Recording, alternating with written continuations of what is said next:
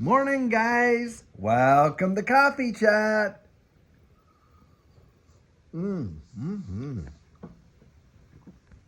that was a little bit hot. Little hotter than I thought I had made it. Anyhow, guys, I sure hope you're having a fabulous day. Now, for myself, I kind of woke up a little under the weather today. I went out to eat with some friends last night.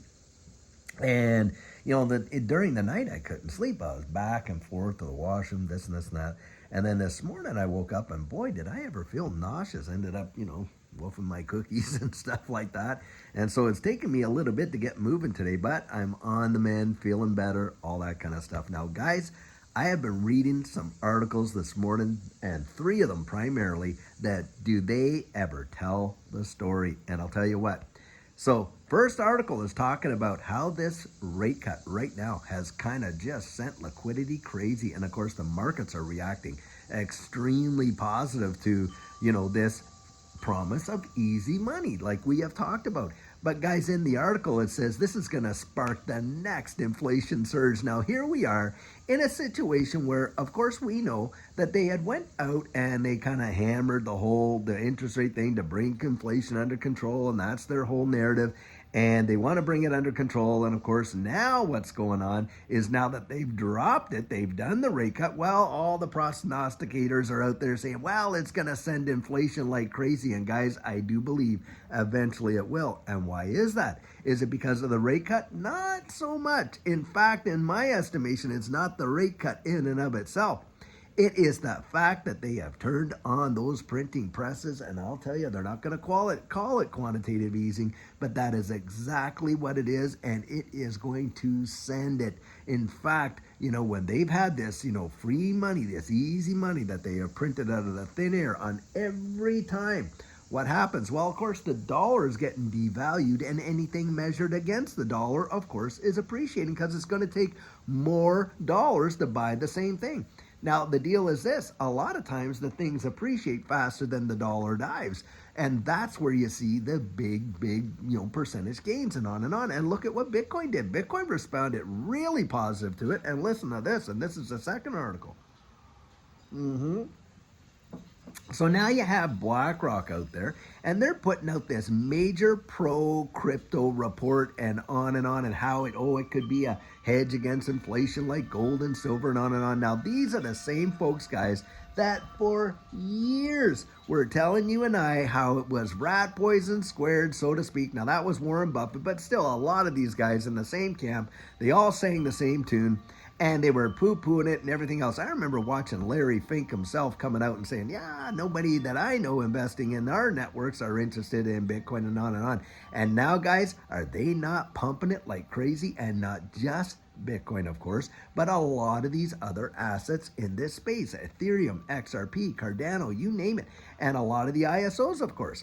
And this is what you have to keep your mind about. Look, guys, they are going to go out there, and now that they're ready to lay everything out and do what they have been planning to do for years, of course, now they're going to come out and promote the dickens out of it. Why? Well, they were able to scalp it at almost next to nothing prices for literally years. And of course, the ability to see profit is truly phenomenal. And with the ETFs that they have seen and all the response to those, guys, they know that this digital asset space, it represents a proverbial gold mine right there. Absolutely.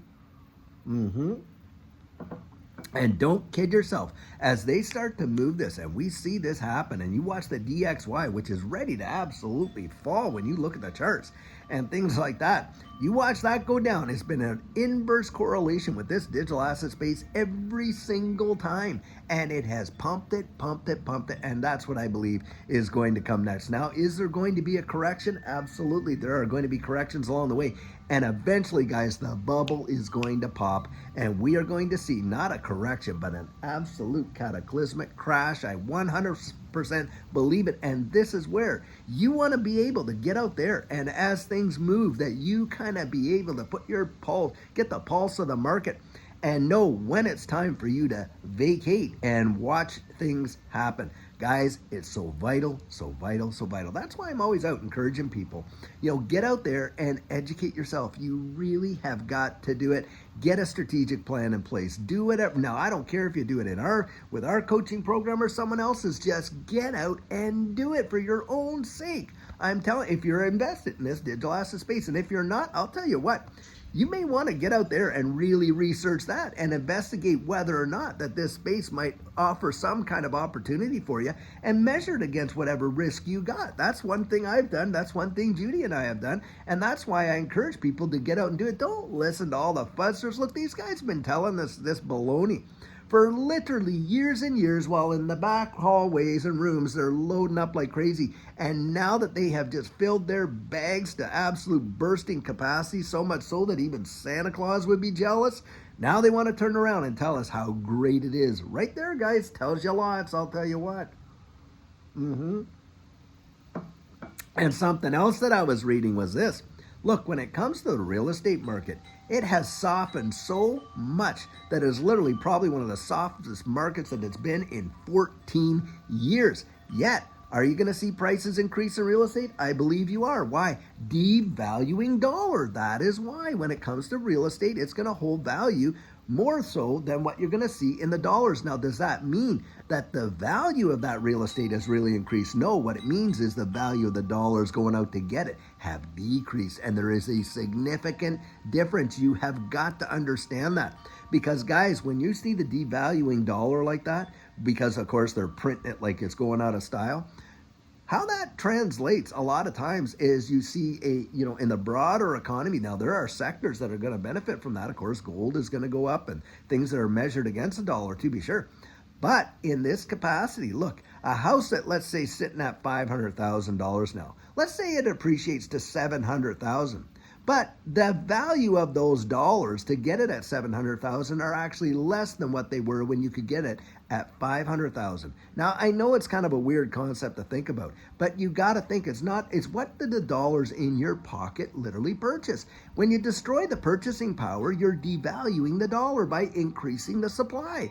And as a result, you get what we call inflation, big time.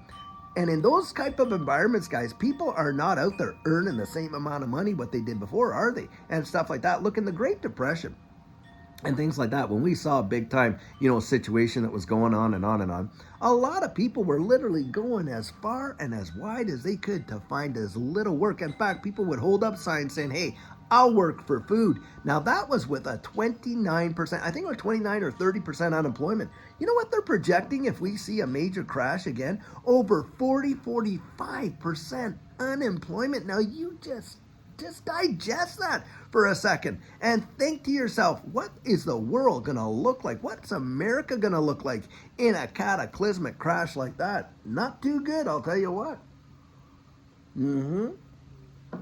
And this is why, you think about it, before the Great Depression came, you had the roaring 20s, and it was on like Donkey Kong. I mean, money could be made. You had your taxi drivers giving you stock tips and everything else. Guys, we're going to see a period of euphoria that is not going to make any logical sense. I genuinely believe that. And then what's going to happen is, I totally, completely, 100% believe we are going to see a crash that most people have not even imagined. You think about this, back in the 1920s, 30s there, when, I should say the later 20s, early 30s, into the 40s, where the Great Depression was all about, most people weren't out there with humongous debts on vehicles and credit cards. And of course, we know credit card debt is off the Richter scale, and then the default rates, unbelievable. People weren't getting second, third mortgages and stuff like that. And you didn't see reverse mortgages, of course, and you didn't see interest-only payments and all this kind of stuff. Guys, what's going to come to the average rank and file is going to blow people away, because they're not ready for it. Most people are just making it. They're not in a position to actually get out of debt and out from underneath all that. And of course, when it comes, it is going to be crushing. And that's where I say, look, if you want to really pay attention, when you see things just getting absolutely crazy, think about Warren Buffett when he says, hey, when people get greedy, I get fearful. And when they get fearful, I get greedy. That's what he says. And it's probably one of the best and most sound pieces of investment advice that there is. Because, guys, it makes simple common sense. Keep it simple. Keep it simple. But look what is happening. Now, our day, I genuinely believe, is going to come. We will get an alt season. And when it comes, I think it's going to be massive. But, guys, get ready for it. Get ready for it so that you can insulate yourself and prepare for what's coming down the road. At least that's how I'm looking at it. I'll tell you what. Now, guys, I hope wherever you are in the wide world, you're having an amazing, amazing day. It is absolutely beautiful out here. Not scorching hot, certainly not cool by any means or anything like that. And I pray that wherever you are in the wide world, you're having a fabulous one as well. Until later on today, when we're hoping, because if I'm feeling better, we will have an absolutely amazing video for you. And guys, until then, have a great one and take care.